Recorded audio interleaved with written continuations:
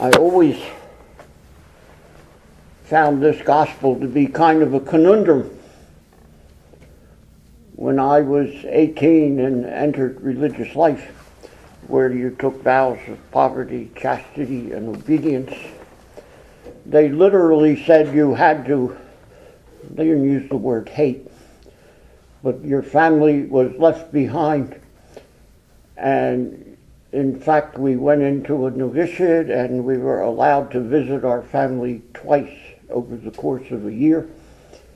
And then the following 2 years, when we went into college, they let us visit about every 3 months for 3 hours each visit.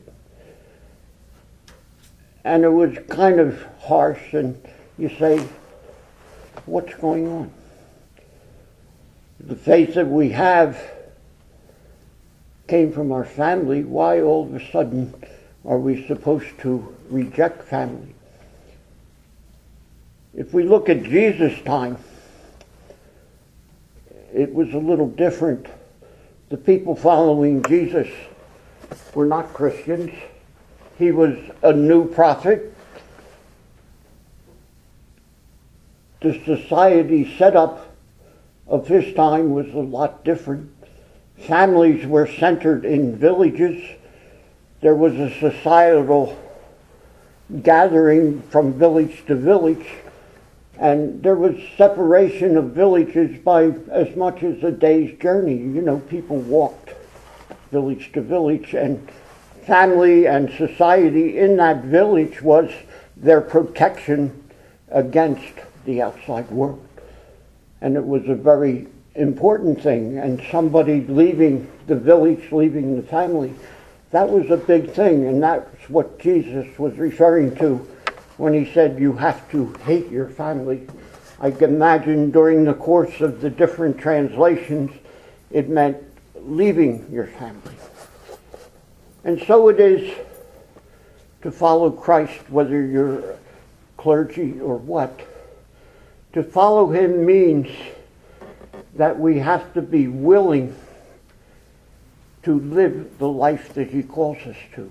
A life which is inclusive of love, inclusive of reaching out into relationships, of seeing other people and giving what we have. It means that sometimes we need to do the right thing even when society or family or others don't agree that it's the right thing. We have to be willing to give up what we have just to be his follower.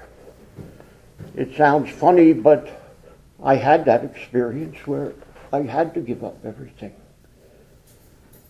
But in doing that, the fact is that Christ enters into you, and there is a reward, not always in terms of possessions, but spiritually, psychologically, within your own self. There's a fulfillment of knowing you're doing what Christ wanted. So to follow Christ means sometimes we have to be very much on the mark of what he calls us to do. Sometimes it means we have to go against what family says, what spouse says, to do and follow what Christ wants. That is, I think, what the message is today, that to achieve our goal of union with Christ, we have to prepare ourselves to follow him and carry out what he calls each of us to do.